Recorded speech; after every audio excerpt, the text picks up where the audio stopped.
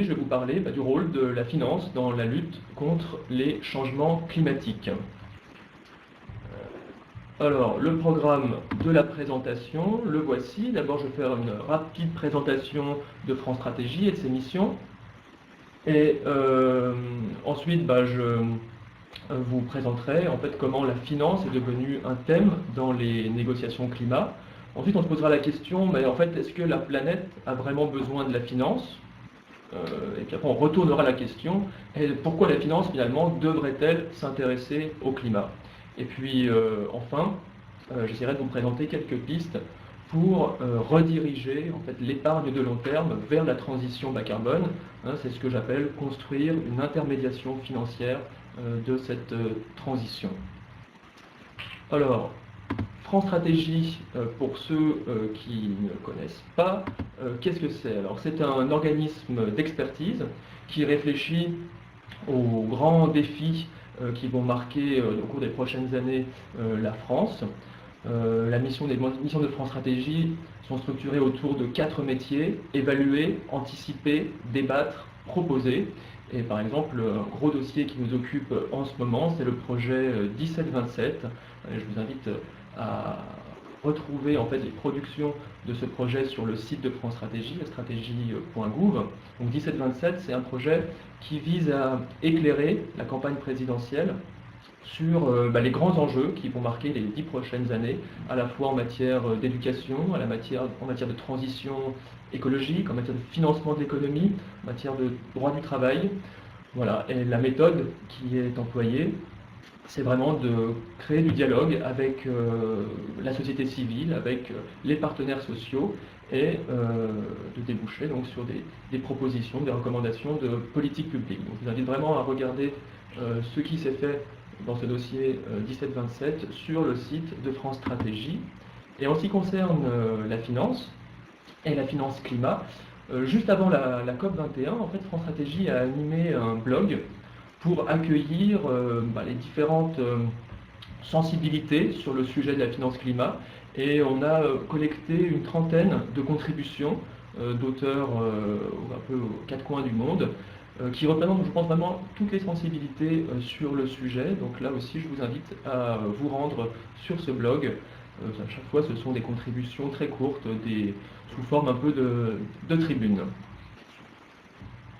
Vous pouvez cliquer donc sur le lien pour retrouver directement ces contributions. Alors maintenant, on va rentrer dans le vif du sujet. Comment finalement la finance est apparue comme un thème abordé par les négociations climat. Alors peut-être d'abord juste un petit point de bilan sur la COP22 qui s'est achevée il y a quelques semaines. Donc comme vous le savez, lors de la COP22, la présidence française de la COP21 a passé le témoin à la présidence marocaine. Donc maintenant c'est M. Mezouar, le ministre des Affaires étrangères marocain, qui est le nouveau président de la COP22. Et cette COP22 en fait s'était ouverte un peu en fanfare, avec quelques jours juste avant l'ouverture de la COP22, l'annonce de la ratification de l'accord de Paris, puisque en fait il y avait plus de 55 pays représentant plus de 55% des émissions mondiales de CO2 qui avaient signé, ratifié l'accord, et donc l'accord pouvait entrer en vigueur. Donc c'est pour ça que la COP22 s'est ouverte en fanfare, mais comme cela ne nous a pas échappé aussi, 2 jours après l'ouverture de la COP22, les Américains élisaient Donald Trump à la présidence des États-Unis, dont les propos sur le changement climatique ont été pour le moins ambigus et ont pu laisser planer un doute sur une éventuelle éviction des États-Unis, défection plutôt des États-Unis de l'accord de Paris. Et donc ça a été un peu une sorte de douche froide pour les négociateurs à Marrakech. Et c'est pour ça que c'est très important, en fait, dans le texte qui ressort de la COP22, donc dans la proclamation de Marrakech, s'il y a vraiment une formule à retenir, c'est cette formule-là qui est, entre guillemets, l'élan de l'accord de Paris est irréversible. C'est vraiment cette notion d'irréversibilité. Les dirigeants politiques qui étaient à Marrakech ont voulu marquer ainsi le fait qu'il n'est pas possible de revenir en arrière. Et alors peut-être un autre point aussi qui est marquant dans cette COP22, c'est véritablement l'entrée des ministres des Finances dans la négociation. Alors ils avaient déjà joué un rôle important à Paris lors de la COP21, mais là avec la COP22, signe vraiment l'entrée des ministres de la Finance dans la négociation. Donc ça c'est peut-être un point central à retenir, avec celle de notion d'irréversibilité face à l'éventuel retrait des États-Unis. Alors si on prend un peu de recul historique sur l'histoire des négociations climatiques, en fait on s'aperçoit qu'il y a vraiment deux périodes. Il y a avant la COP de Copenhague, en 2009, et puis après la conférence de Copenhague. Alors avant la conférence de Copenhague, on est sous le régime du protocole de Kyoto, et en ce qui concerne la finance, on parle alors de finance carbone. Cette finance carbone, c'est l'idée qu'on va créer un grand marché mondial du carbone entre les pays.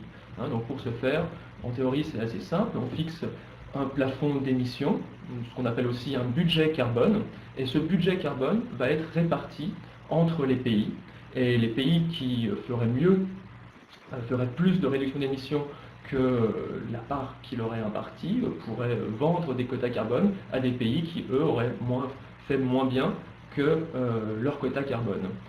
Et dans un premier temps, ce dispositif n'a concerné que les pays du Nord, et à Copenhague, il y a eu la volonté de l'élargir à l'ensemble des pays. Et en fait, on s'est vite rendu compte, et c'est ça aussi qui signe en fait l'échec de Copenhague, que c'est très difficile de se répartir un budget carbone entre pays. En fait, on n'arrive pas à se mettre d'accord sur une clé de répartition équitable. Il y a autant de clés de répartition équitables que de parties à la négociation. Et donc, à Copenhague, on est obligé de constater qu'il n'y a pas d'accord pour créer ce grand marché mondial du carbone. Et donc, ça signe un peu la fin de la finance carbone dans les négociations climat. Ensuite, en 2010, lors de la conférence de Cancun, on a parlé d'un changement de paradigme. Alors en quoi ça consiste? C'est qu'on abandonne en fait l'idée de mettre en place ce grand marché du carbone pour avoir un objectif en fait beaucoup plus pragmatique, où on se dit ces négociations climat, leur enjeu c'est d'arriver à mobiliser des financements pour investir dans un développement bas carbone. Donc, ça ne veut pas dire qu'il n'y a plus de finance carbone en fait, il y a des marchés du carbone régionaux qui existent, mais en tout cas, la finance carbone n'est plus au cœur des négociations climat. On va maintenant beaucoup plus mettre l'accent sur la mobilisation des financements, et donc c'est le thème de la finance climat qui émerge.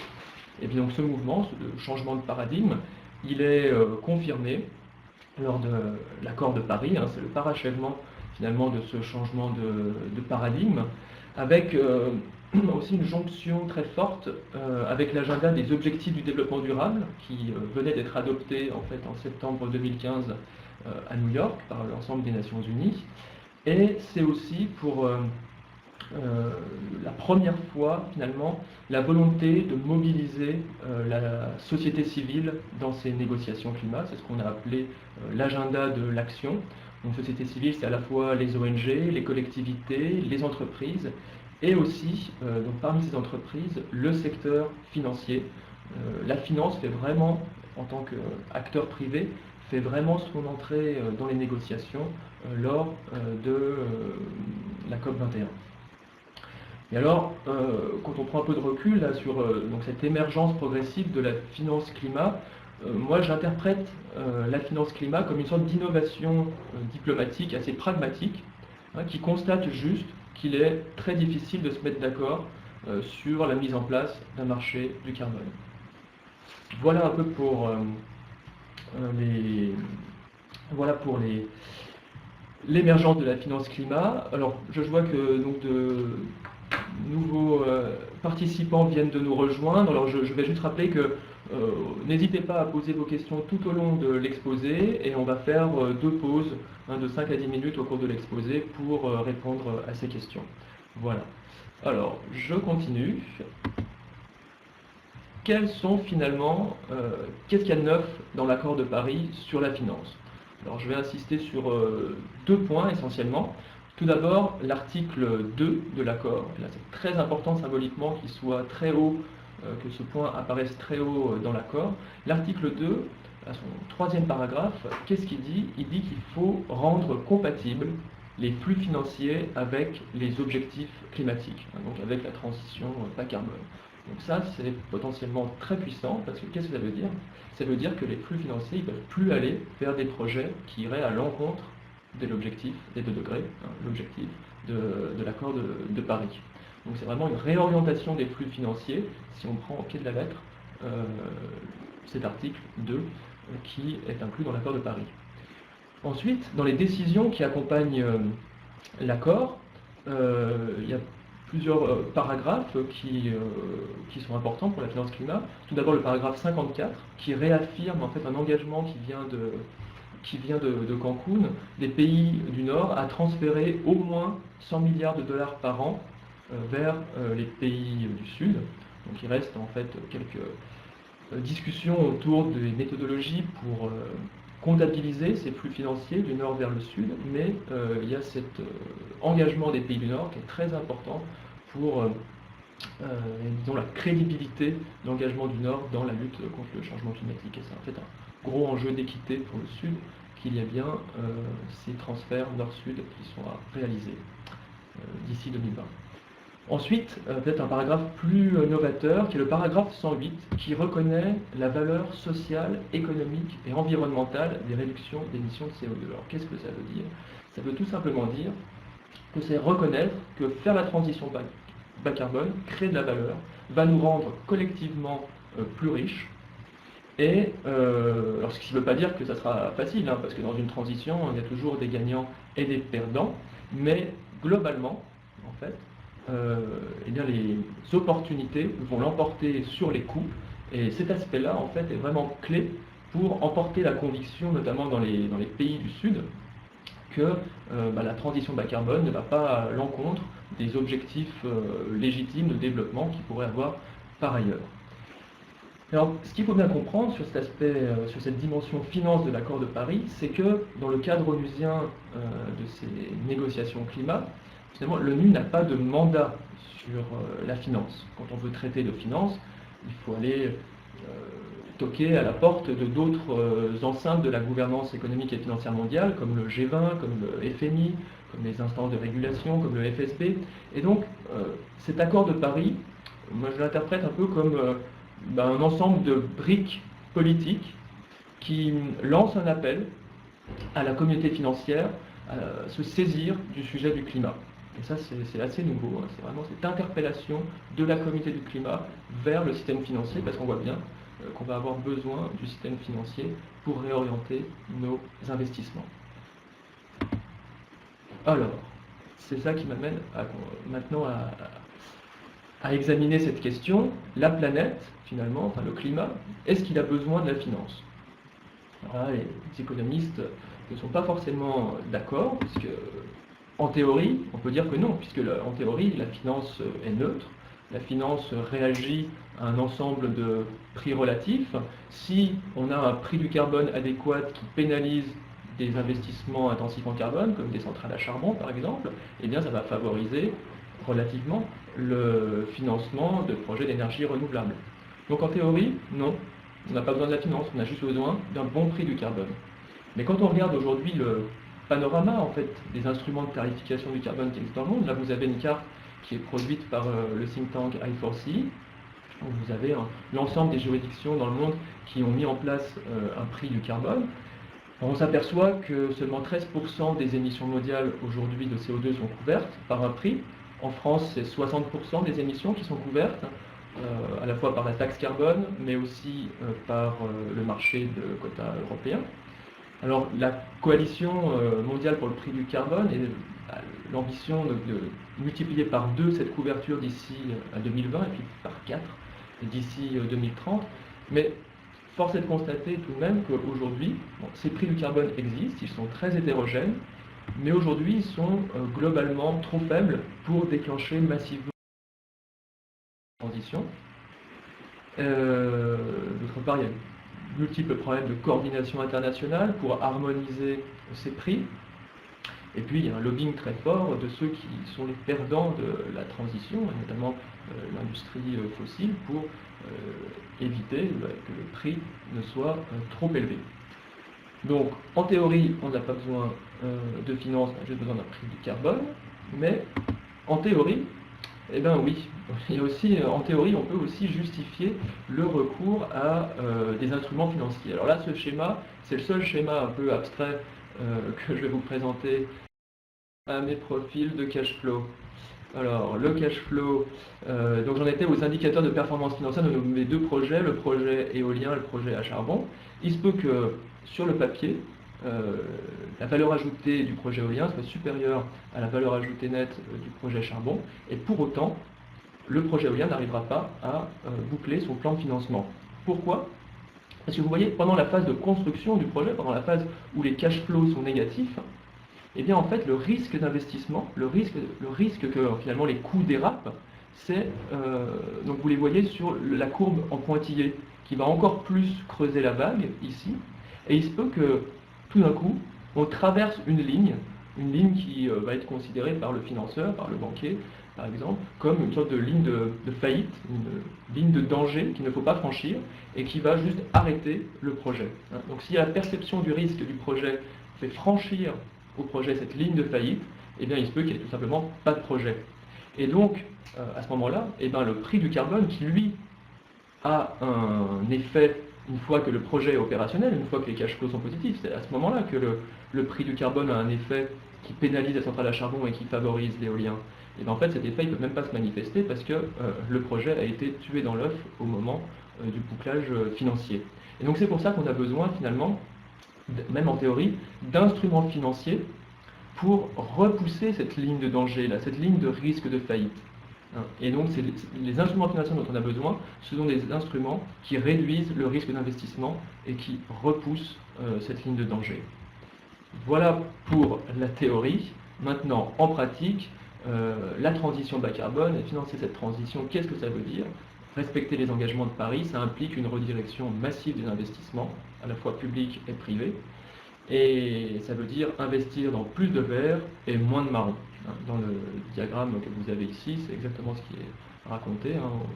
On investit plus dans l'efficacité énergétique, on investit plus dans l'infrastructure bas carbone, et on investit moins dans les infrastructures plus intensives en carbone.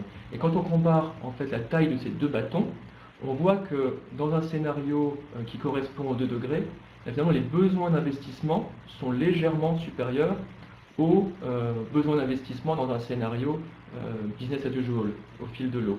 Et donc c'est pour ça qu'il y a en fait un besoin de financement additionnel par rapport au scénario au fil de l'eau. Donc il y a plusieurs institutions qui ont essayé d'évaluer en fait la magnitude, enfin, l'ampleur de ces besoins de financement additionnels. Alors pour l'AIE, pour New Climate Economy, ce besoin se situerait entre 3 et 5% des investissements productifs. À l'échelle des États-Unis, ce besoin additionnel vient d'être chiffré là, dans un récent rapport de Bloomberg à peu près 200 milliards de dollars par an entre 2020 et 2030. Et en France, en fait, Bercy estime que les investissements additionnels pourraient atteindre 14 milliards d'euros par an entre 2015 et 2018 pour atteindre les objectifs de la stratégie nationale bas carbone. Alors ce qu'il faut bien comprendre, c'est que ces besoins de financement additionnels ne doivent pas être confondus avec un surcoût macroéconomique. Pourquoi? Parce que ces investissements vont produire des dividendes, et donc ce besoin additionnel va être compensé par à la fois des impacts climatiques évités, mais aussi par des co-bénéfices, du type meilleure qualité de l'air par exemple, va se traduire aussi par des économies sur la facture énergétique, et puis va aussi pouvoir créer des effets de relance macroéconomique. Donc ça c'est très important, ne pas confondre besoin de financement additionnel avec surcoût macroéconomique. Et alors là juste peut-être à titre un peu d'anecdote, c'est que le paradoxe, c'est qu'on a de gros besoins d'investissement, mais qu'en face, en fait, l'offre de financement est dans le même temps très abondante. En fait, on croule sous l'épargne finalement. Alors, je vais donner juste là quelques chiffres, quelques exemples. Quand on regarde par exemple l'épargne gérée par le fonds souverain norvégien, qui en gros gère la rente pétrolière de la Norvège, c'est plus de 700 milliards de dollars qui sont gérés. La Chine a dans son trésor en fait des réserves de change de plus de 3 milliards de dollars, 3 000 milliards de dollars, pardon. Et puis j'aime bien aussi mentionner le chiffre qui vient en fait d'un livre très intéressant là, de Gabriel Zucman, La richesse cachée des nations, qui a réussi à montrer qu'en fait l'ensemble des richesses financières dissimulées dans les paradis fiscaux s'élèverait à plus de 6 000 milliards de dollars. Donc, et puis un autre chiffre aussi qui est éloquent, hein, c'est les subventions annuelles aux énergies fossiles. Aujourd'hui dans le monde, l'AIE et l'OCDE estiment que ces subventions représentent plus de 550 milliards de dollars par an. Donc si déjà on éliminait ces subventions, une bonne partie, une partie significative des besoins de financement serait satisfait.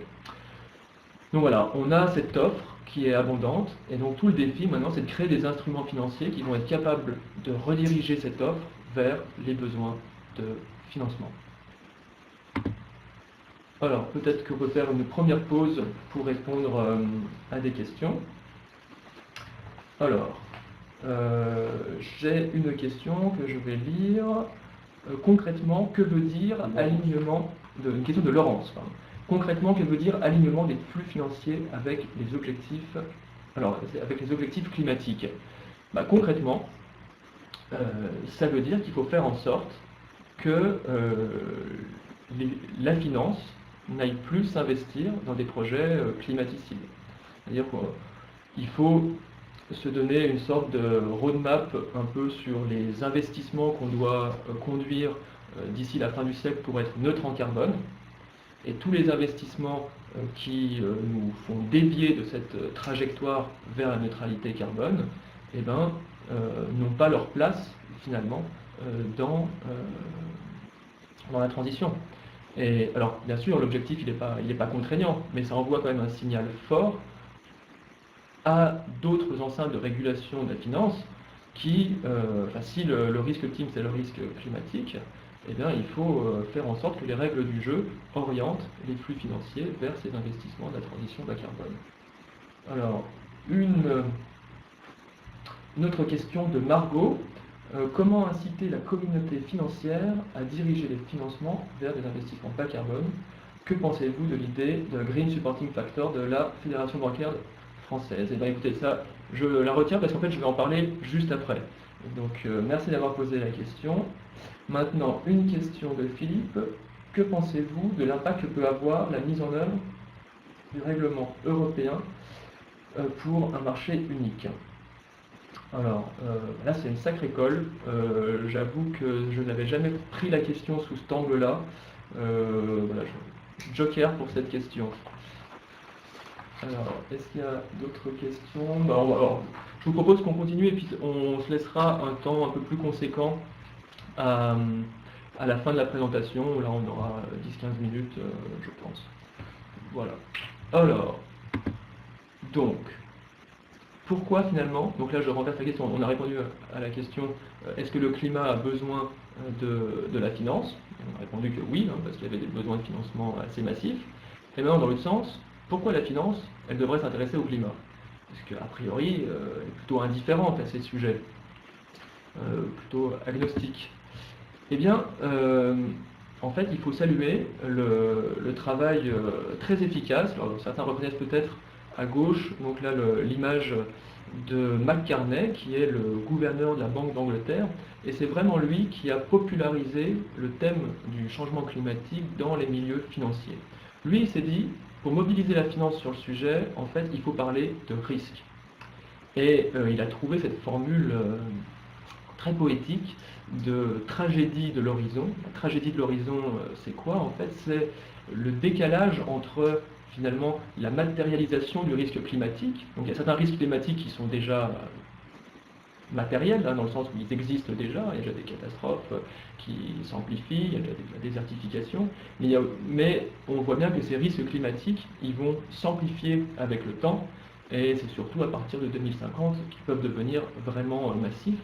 Et donc la tragédie de l'horizon, c'est ce décalage entre la matérialisation de ce risque et l'horizon des décisions d'investissement des financiers, hein, qui peuvent aller de la milliseconde à quelques années, mais bien souvent pas au-delà. Et en fait, dans les choix de financement qu'on fait de certaines infrastructures, on voit bien que c'est des choix donc, qui vont être faits là dans les prochaines années, mais qui en fait engagent la trajectoire de notre économie sur plusieurs décennies. Et donc potentiellement nous engage sur une trajectoire incompatible avec l'objectif des 2 degrés. Donc c'est ça qu'il a voulu dire avec ce concept donc, de tragédie de l'horizon. Et McCarney identifie 3 types de risques qui devraient faire en fait bouger la finance. Le risque physique, hein, c'est le risque des impacts du changement climatique, et ça les assureurs notamment sont très sensibles à ce risque. Hein. Les assureurs français estiment par exemple que d'ici 2040, ça pourrait leur causer des pertes à hauteur de 13 milliards d'euros. Mais c'est surtout le risque de transition en fait qui a fait tilt dans la communauté financière. Le risque de transition, c'est le risque pour toutes ces activités économiques qui finalement n'auront plus de place dans un monde à 2 degrés. Hein. Alors, ça peut être certains types de tourisme, là, que vous voyez sur la photo, il y a plein de stations de ski de moyenne montagne qui n'auront plus leur place dans un monde à 2 degrés. Mais ça va être surtout aussi, notamment les entreprises du secteur fossile. Hein, si on est sérieux avec notre volonté de maintenir l'élévation de la température à 2 degrés, eh bien on sait que 80% des réserves prouvées de ressources fossiles doivent rester dans le sol. Or, une bonne partie de la valorisation boursière des compagnies fossiles provient des quantités de réserves prouvées dont elles disposent. Donc si on ne peut pas s'en servir, ça veut dire que en fait, leur valorisation boursière est complètement surévaluée. Donc c'est ce qui a fait parler de bulle carbone qui pourrait exploser.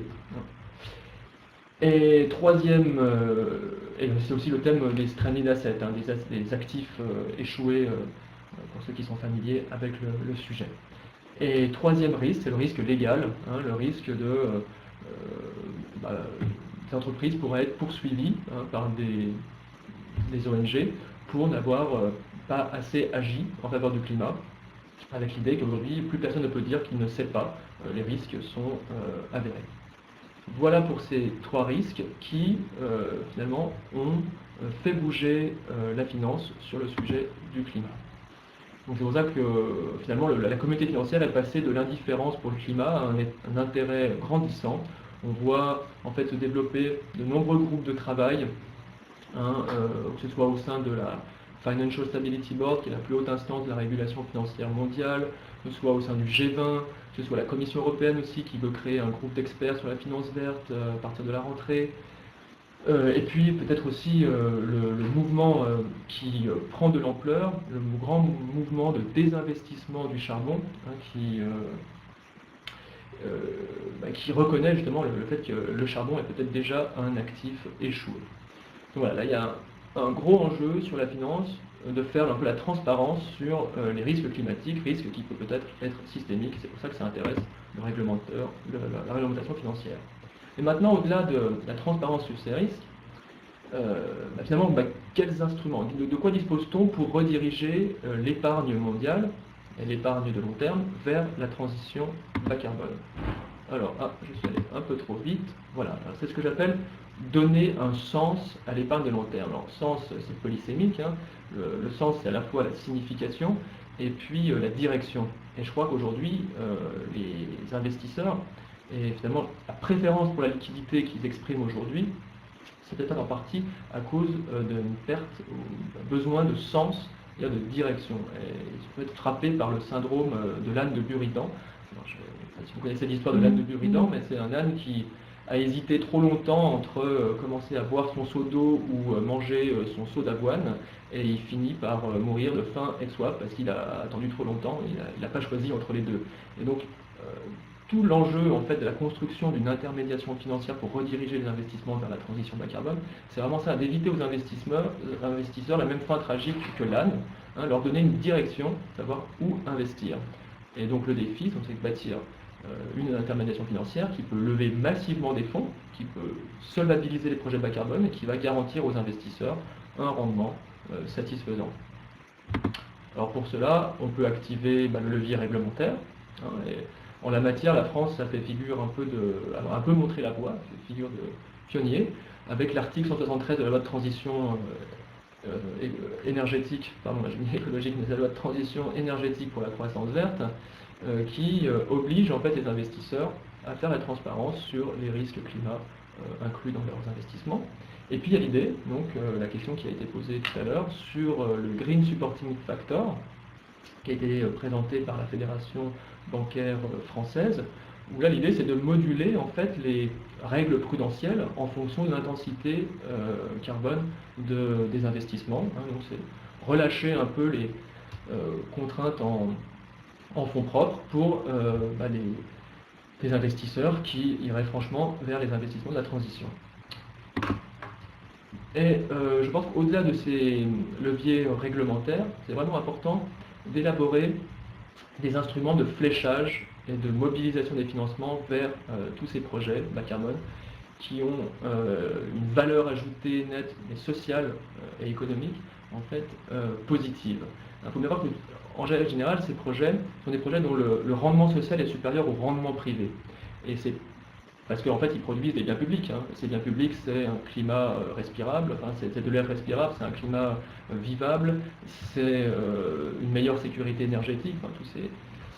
C'est les co-bénéfices de l'action climatique. Mais ces biens publics, ils ne sont pas valorisés dans le circuit marchand conventionnel. C'est pour ça que l'État, la puissance publique, est fondée à intervenir pour garantir une partie de la valeur de ces projets. Évidemment, les instruments financiers, là dont j'ai fait une liste, un peu une liste à la Prévert, et c'est à chaque fois cette idée qui est au cœur de ces instruments. C'est le fléchage de l'épargne et puis l'effet de levier potentiel de l'intervention publique sur les financements privés.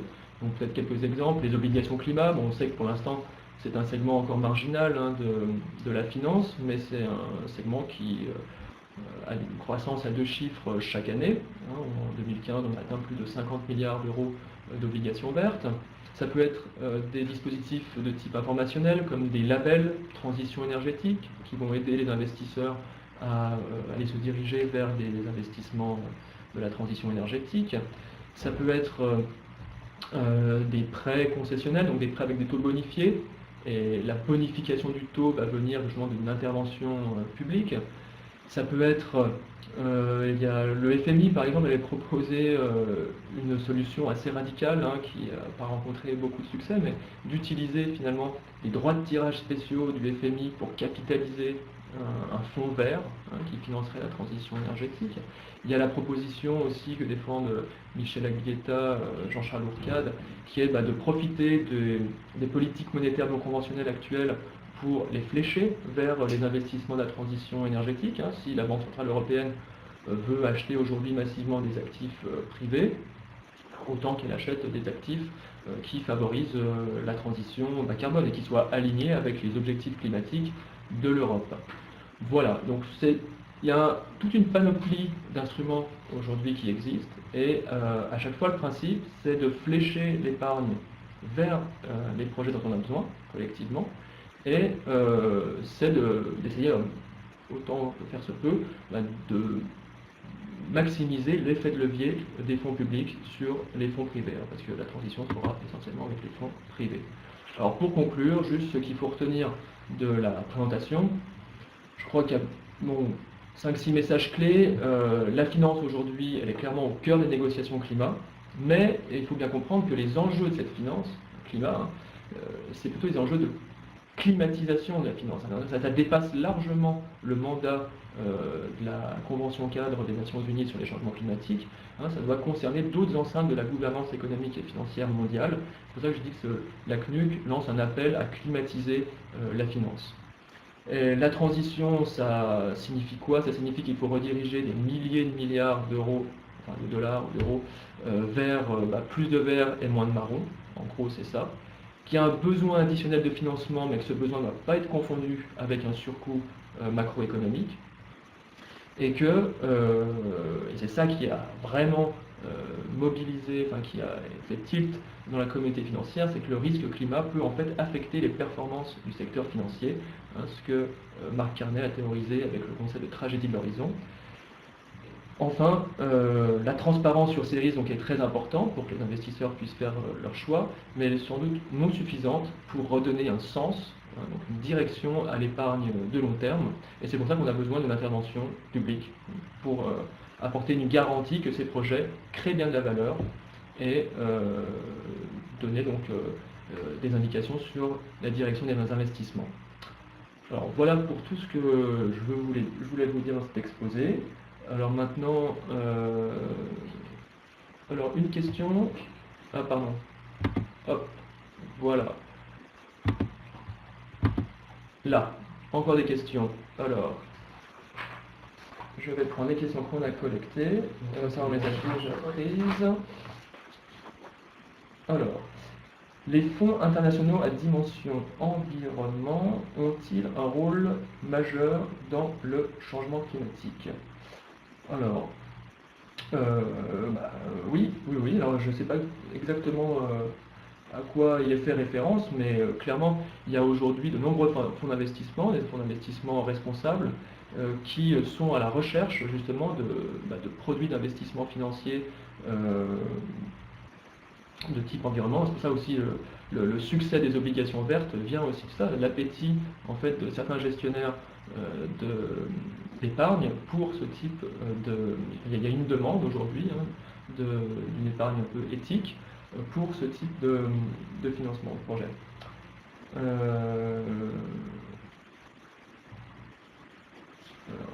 Alors, une question de Cyril aussi, est-ce que paradoxalement, la contrainte imposée aux établissements financiers ne risque pas d'augmenter le TRI des projets climaticides du fait de la rareté du financement disponible?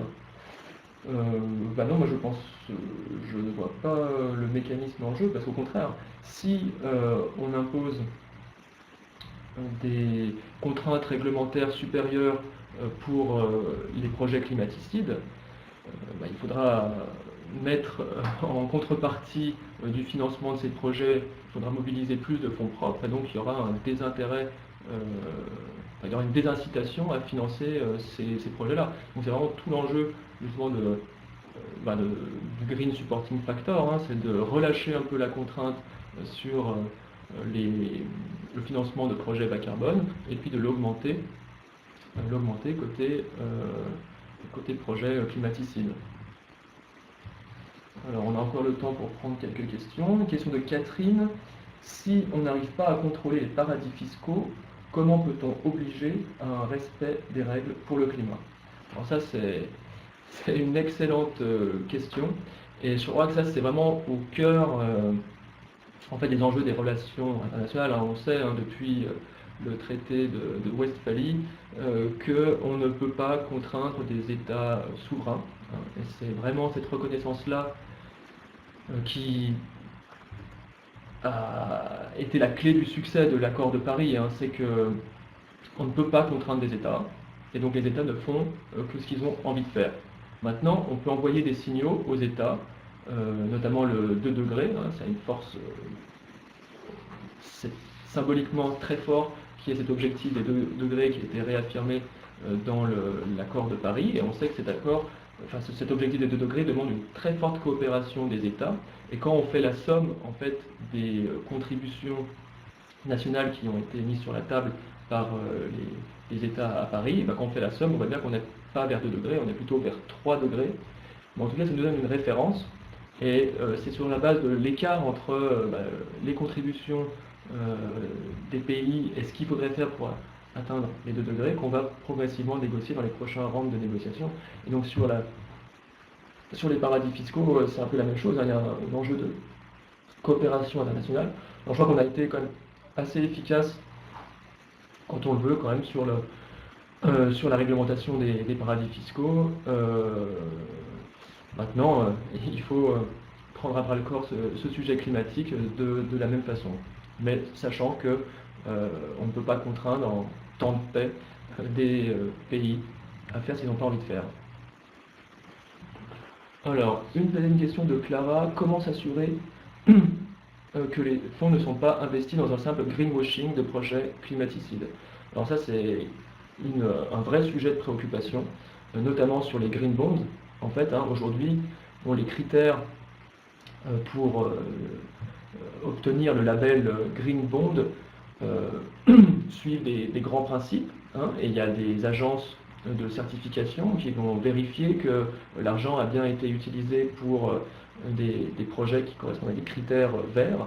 Mais on voit bien que si ça se développe massivement, il va falloir être assez strict sur les critères des obligations climat pour que ce ne soit pas simplement de la dette business as usual qui soit repeinte en vert. Et, mais en tout cas, je pense que c'est quand même assez important que ce marché des green bonds se développe, au moins pour tracer une frontière entre l'ensemble de la dette qui va plutôt dans le sens de la transition écologique et énergétique et le reste de la dette qui est clairement marquée vers la vieille économie. Et donc, quand bien même il y aurait un peu de greenwashing sur la partie verte, je crois que ça serait déjà intéressant d'avoir ce panorama-là et de voir comment la frontière va évoluer, comment progressivement les banques aussi vont verdir leur bilan. On a besoin en fait de cette ressource informationnelle pour pouvoir voir où on en est dans la transition. Alors, une question de René.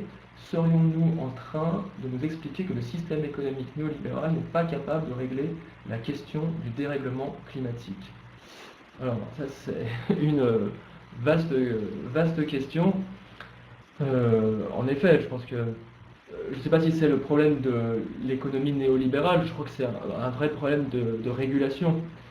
Je crois qu'il faut réinjecter un peu de politique dans les enceintes de régulation de la finance,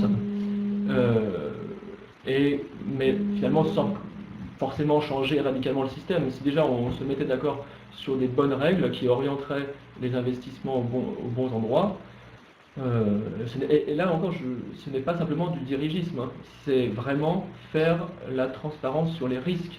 Donc c'est finalement, et c'est pour ça que le système financier s'est saisi du sujet, c'est qu'il a bien vu qu'en fait c'était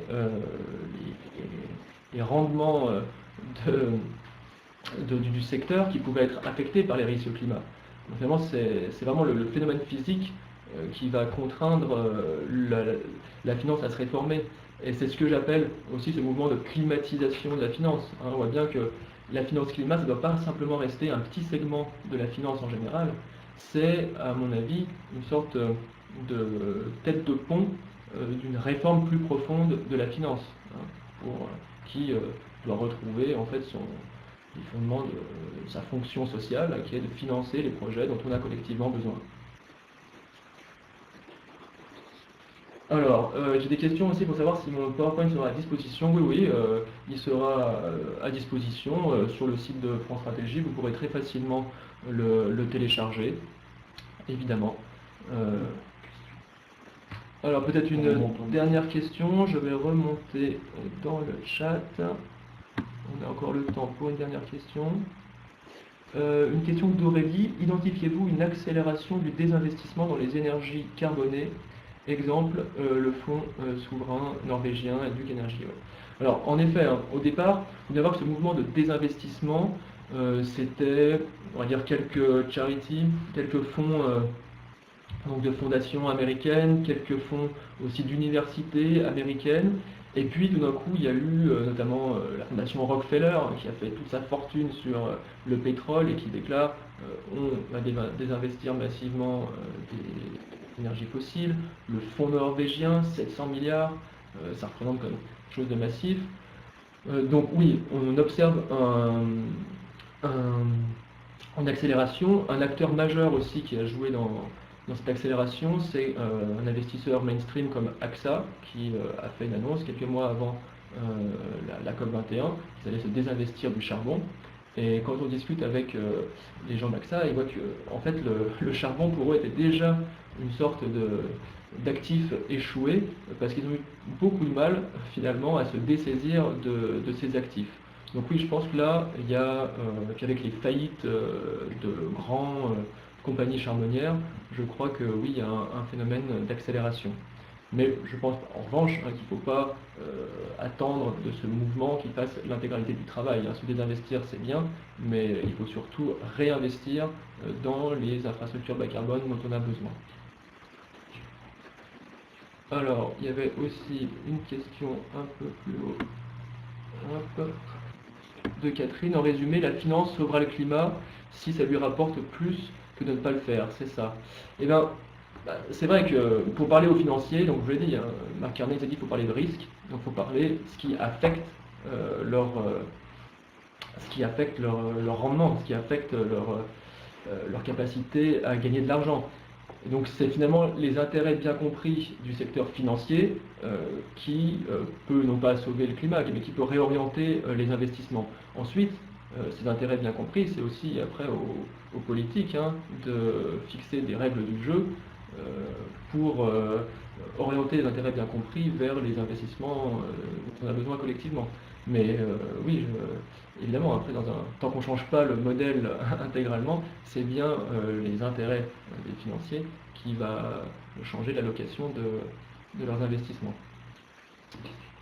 Alors, peut-être une dernière question de Delphine.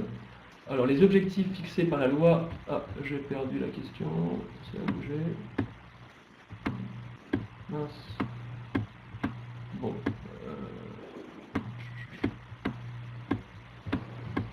Voilà, bon.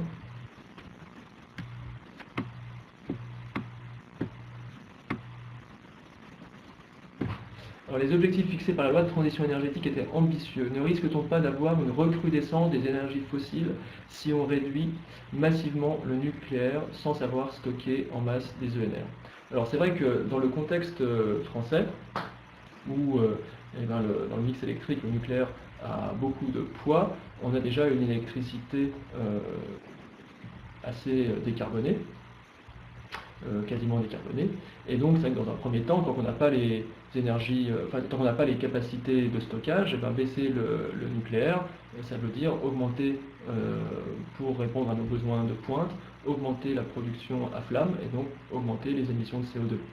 Donc ça c'est clair. Mais alors, réduire la part du nucléaire, on peut le faire pour plein d'autres raisons que le climat. C'est un enjeu aussi de diversification de notre production d'électricité. Et puis, dans la loi de transition énergétique, il y a vraiment un objectif important de baisse de la consommation d'énergie. Et ça, on va le faire on peut le faire pour d'autres raisons que simplement le climat, mais pour des raisons de sécurité énergétique, pour des raisons de précarité énergétique aussi. Voilà, donc c'est vrai qu'en France, la question énergétique, elle n'est pas complètement alignée sur la question climat en raison de la part du nucléaire dans le mix français. Alors, une petite dernière, on me dit... Tac, tac, tac.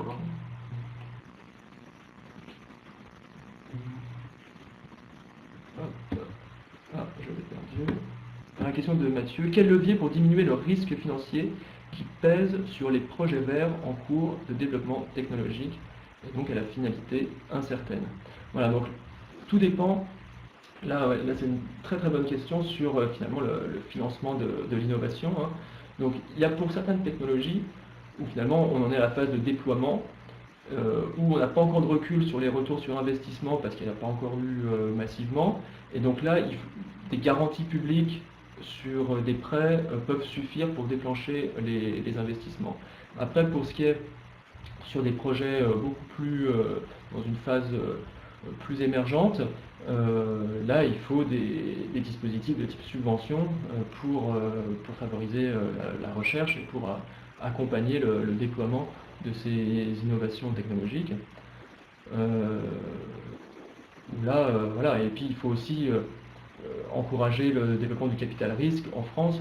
Là aussi, sur cette question de financement de l'économie et sur le financement de l'innovation, je vous invite à regarder les travaux qui ont été réalisés par France Stratégie dans 17-27, où vous trouverez quelques éléments de réponse. Voilà, est-ce qu'on a le temps de prendre encore... Deux dans dernière. Alors, dernière. Alors, une question de Laurent. L'écart entre les 2 degrés et la somme des NDC reste béant. Existe-t-il des voies pour appeler à remettre la question des budgets carbone sur la table, éventuellement en réorientant vers la consommation plutôt que la production?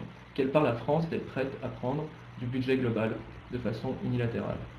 Donc là, évidemment, hein, comme je l'ai expliqué au tout début, là, dans la chronologie que je faisais des négociations climatiques, l'idée qu'on allait se répartir un budget carbone mondial, je crois que cette idée, elle est quand même abandonnée, même si, finalement, implicitement, derrière l'objectif des 2 degrés, il y a un budget. Mais le problème, c'est comment affecter de façon équitable à chaque pays la part du budget, une part du budget.